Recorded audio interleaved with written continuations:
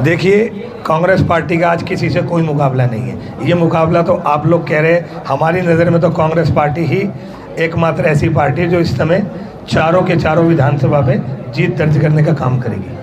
मैं आप लोगों को विश्वास दिलाता हूं कि कांग्रेस की सरकार आने के बाद जिस तरीके से इस सरकार ने आप सब लोगों को भी दबाने का एक प्रयास किया था, उन सब चीज़ों से हम पत्रकार बंधुओं को भी अब सभी को एक विश्वास और आश्वस्त करता हूं कि सबके साथ पूर्ण तरीके से इंसाफ करने का काम हमारी सरकार। जिस तरीके से मीडिया ने अपनी भूमिका एक चौथा स्तंभ के रूप में एक सच्चाई को सामने लाने का काम आज किया, और मैं उम्मीद जताता हूं कि जो हमारे सभी उम्मीदवार, मैं खासकर गुड़गांव आपको ज़िले की बात करूं, चाहे गुड़गांव हो, पटौदी हो, बादशाहपुर हो या सोना हो, पत्रकार बंधुओं का मैं यहाँ पहुँचने पर बहुत बहुत स्वागत करता हूँ और धन्यवाद करता हूँ। और देरी के लिए मैं क्षमा चाहता हूँ, थोड़ा ट्रैफिक जाम था जिसकी वजह से मुझे आने में देर हुई, उसके लिए मैं आप सभी से क्षमा चाहता हूँ।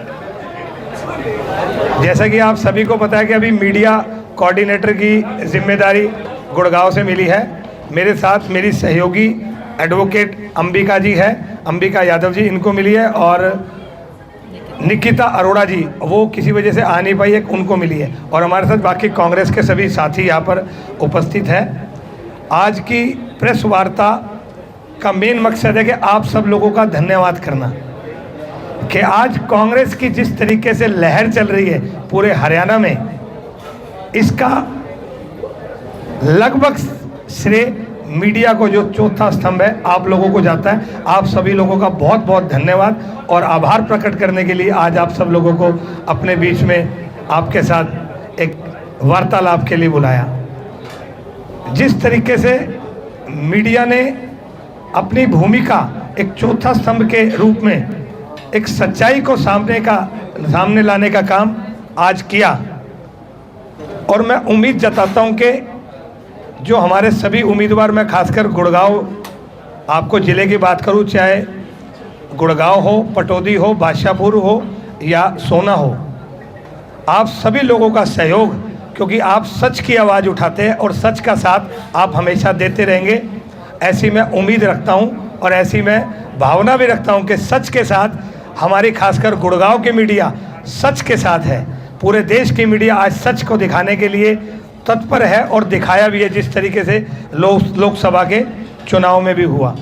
इसी आशा के साथ मैं आप सभी लोगों का बहुत बहुत धन्यवाद करता हूं और दोबारा से आभार करता हूं कि आप लोग सभी सच का साथ देके हमारे सभी उम्मीदवार, गुड़गांव से मोहित ग्रोवर जी को, पटौदी से पल चौधरी जी को, वर्धन से हमारे युवा नेता वर्धन यादव जी को, और रोहतास खटाना जी को, आप सोना से, आप सभी लोग बेहतरीन किस्म की आप कवरेज करेंगे और लोगों के बीच में जिस तरीके से आज माहौल बना हुआ है उसी माहौल को बरकरार रखेंगे। और साथ ही साथ मैं आप लोगों को विश्वास दिलाता हूं कि कांग्रेस की सरकार आने के बाद जिस तरीके से इस सरकार ने आप सब लोगों को भी दबाने का एक प्रयास किया था, उन सब चीज़ों से हम पत्रकार बंधुओं को भी अब सभी को एक विश्वास और आश्वस्त करता हूं कि सबके साथ पूर्ण तरीके से इंसाफ करने का काम हमारी सरकार करेगी। अब आप लोगों के कोई भी सवाल हो तो आप पूछ सकते हैं। मेरा पहला सवाल यही, पहले तो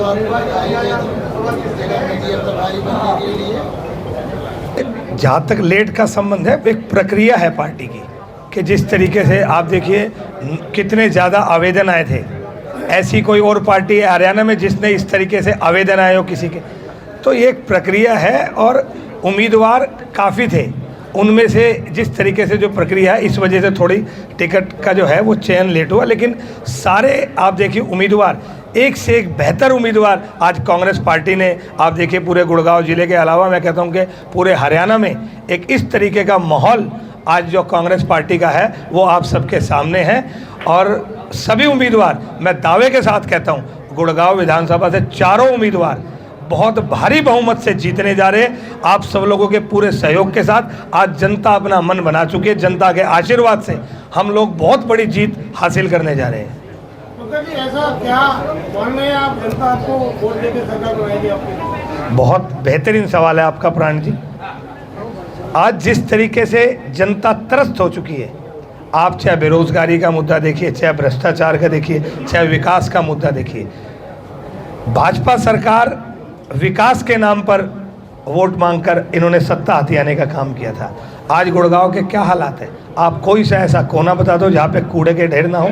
आप देखिए जल भराव की क्या स्थिति है। एक सरकारी अस्पताल, इसके लिए आज खून के आंसू रोने के लिए आज हमारे गुड़गांव वासी मजबूर है। आप चारों तरफ देखिए, विकास कहीं दूर दूर तक नहीं दिखता। विनाश करने का काम अगर किसी ने किया तो भारतीय जनता पार्टी की सरकार ने किया। और मैं दावे के साथ कहता हूँ, विकास के दम पर, एकमात्र विकास के दम पर कांग्रेस पार्टी पूर्ण बहुमत की स्थायी सरकार हरियाणा में बनाने जा रही है। और गुड़गांव जिले के चारों उम्मीदवार बहुत भारी मतों से, मैं दावे के साथ फिर कहता हूं कि जीतने जा रहे हैं और लोगों का आशीर्वाद और लोगों का समर्थन हमारे साथ है। सर, जिन उम्मीदवारों की आप बात कर रहे हैं उनमें से मोहित ग्रोवर जी कहाँ हैं? आज इस प्रेस कॉन्फ्रेंस का शायद उन्हें हिस्सा होना चाहिए था। देखिए, ये प्रेस कॉन्फ्रेंस जो है वो उम्मीदवार के लिए नहीं थी। आज जो जिस तरीके से मीडिया कोऑर्डिनेटर्स है, आज मीडिया कोऑर्डिनेटर्स के लिए ये बैठक है। उम्मीदवारों की जो बैठकें है वो अभी आगे चलेगी। अभी तो उन लोगों के प्रोग्राम शुरू हुए। बहुत जल्द हमारे सारे उम्मीदवार अपने अपने तरीके से आप सब लोगों के रूबरू रहते हैं। क्योंकि आप लोग, मैंने देखा कि जिस तरीके से आज हमारे उम्मीदवारों के आप कवरेज कर रहे हैं, बाइट्स ले रहे हैं, तो वो तो आप लोगों के समक्ष है। कोई ऐसा नहीं कि कोई छुपा हुआ, सब लोग आपके बीच में है। और बहुत जल्द लोगों के प्रोग्राम शुरू हुए। बहुत जल्द हमारे सारे उम्मीदवार अपने अपने तरीके से आप सब लोगों के रूबरू रहते हैं। क्योंकि आप लोग, मैंने देखा कि जिस तरीके से आज हमारे उम्मीदवारों के आप कवरेज कर रहे हैं, बाइट्स ले रहे हैं, तो वो तो आप लोगों के समक्ष है। कोई ऐसा नहीं कि कोई छुपा हुआ, सब लोग आपके बीच में है। और बहुत जल्द जो है, मोहित जी हो चाहे वर्धन जी हो, हमारे चारों विधानसभा के एक प्रेस कॉन्फ्रेंस इसके बाद और करी जाएगी। राज बब्बर जी की भूमिका, अग्रणी भूमिका में राज बब्बर जी रहेंगे। जिस तरीके से 7 लाख लगभग 31,000 वोट राज बब्बर जी को लोकसभा में मिले थे। अब राज बब्बर जी 16 तारीख के बाद आप देखेगा पूरी लोकसभा में एक स्टार कैंपेन की तरह, एक स्टार प्रचारक की तरह उनको भूमिका रहेगी। और खासकर मेन फोकस गुड़गांव में रहेगा और आप देखेगा रेवाड़ी में रहेगा। और उनकी भूमिका ज़बरदस्त तरीके से आप सभी लोगों को दिखेगी। और आपसे दोबारा से आग्रह है कि आप इसी तरीके से अपना प्यार और मोहब्बत आप कांग्रेस पार्टी को देते रहिए। इससे पहले आम आदमी पार्टी के साथ कांग्रेस के तालमेल की चर्चाएं चल रही थी, फिर वो चर्चाएं टूटी, तो क्या इससे विपरीत असर पड़ेगा?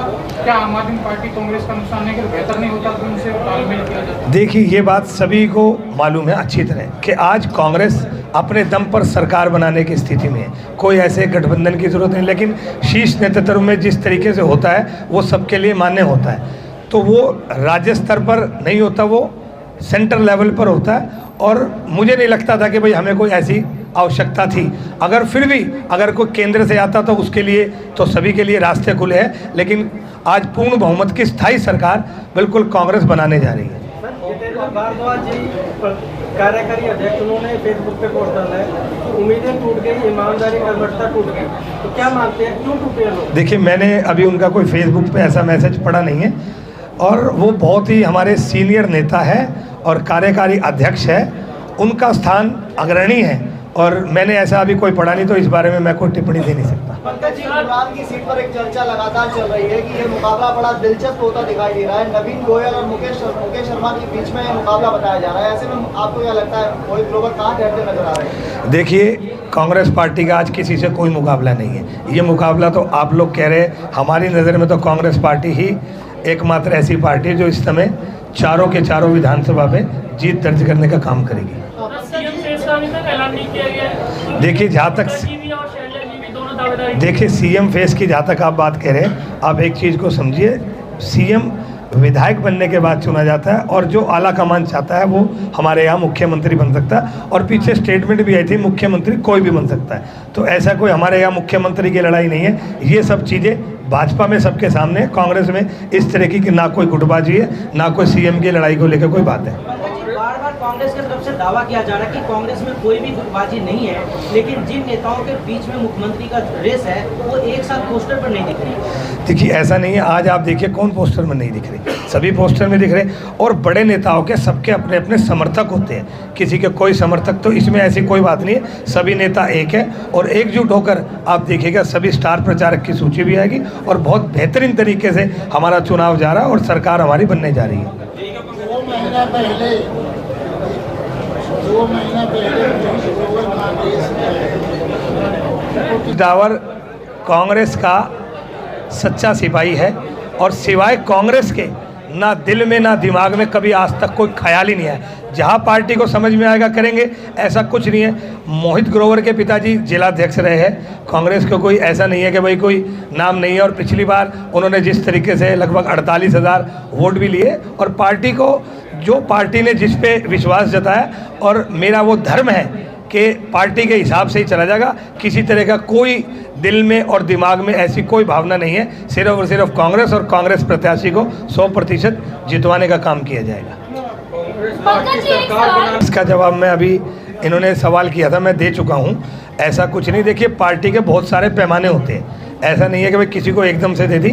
पूरा पैमाना एक प्रक्रिया होती है, उसके हिसाब से जो पैमाने पे खरा उतरा बिल्कुल उसको टिकट दी गई थी। कि आवेदन तो क्लास में भी है, 100 बच्चे होते हैं, फर्स्ट तो एक ही बच्चा आता है ना, तो ऐसा कुछ नहीं है। बहुत बेहतरीन किस्म का चुनाव आज ग्रोवर साहब का चल रहा है और सभी कांग्रेस कार्यकर्ता कंधे से कंधा मिलाकर आज उनके साथ है।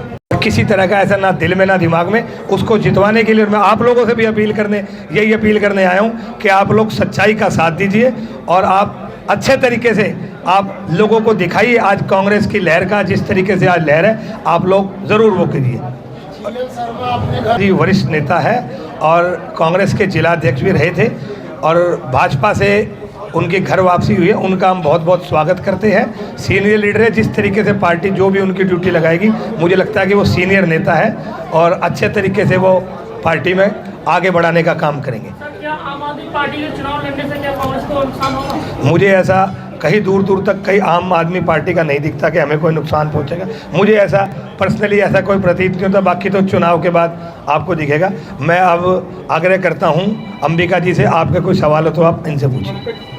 एक लास्ट सवाल इनको। हरियाणा में इस बार आप कांग्रेस पार्टी की कितनी सीट आएगी?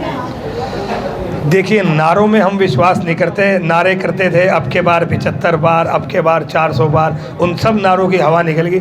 हम नारों पे ना विश्वास करके, मैं फिर एक ही चीज़ कहता हूँ कि पूर्ण बहुमत की स्थायी सरकार हम हरियाणा को देने जा रहे हैं और हरियाणा वासियों के आशीर्वाद से, जनता के समर्थन से हम लोग हरियाणा में बहुत जल्द सरकार बनाने जा रहे हैं। अंकित जी, एक मेरा सवाल है, आप बार बार ये कहते हो प्रेस कॉन्फ्रेंस में कांग्रेसी जो भी नेता होता है कि मीडिया दबी हुई है, फिर आप लोग मीडिया के पास क्यों आते हो और मीडिया को? मुझे, मैंने ऐसा कोई बयान नहीं सुना कि कभी कहा हो कि मीडिया दबी हुई है। ना कोई भी, ना कभी मैंने ऐसा कहा। मुझे नहीं पता कि किसने कहा, मैंने कभी आज तक नहीं कहा।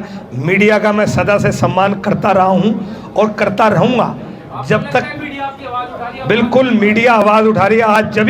आज मीडिया की बदौलत आज कांग्रेस की स्थिति ये है। मैं मीडिया बंधुओं का आभार प्रकट करने के लिए आज यहाँ पर हम लोग सब आए हैं। मैं आप लोगों का बहुत बहुत आभार करता हूँ कि आप लोगों की सिर्फ आवाज़ की वजह से, आप लोगों ने जो कांग्रेस की आवाज़ उठाई, आज कांग्रेस का झंडा बुलंद है। और मैं अग्रिम आप लोगों को बधाई देता हूँ कि कांग्रेस की सरकार बनने जा रही है। लीजिए मैडम अपना इंट्रोडक्शन दे दो।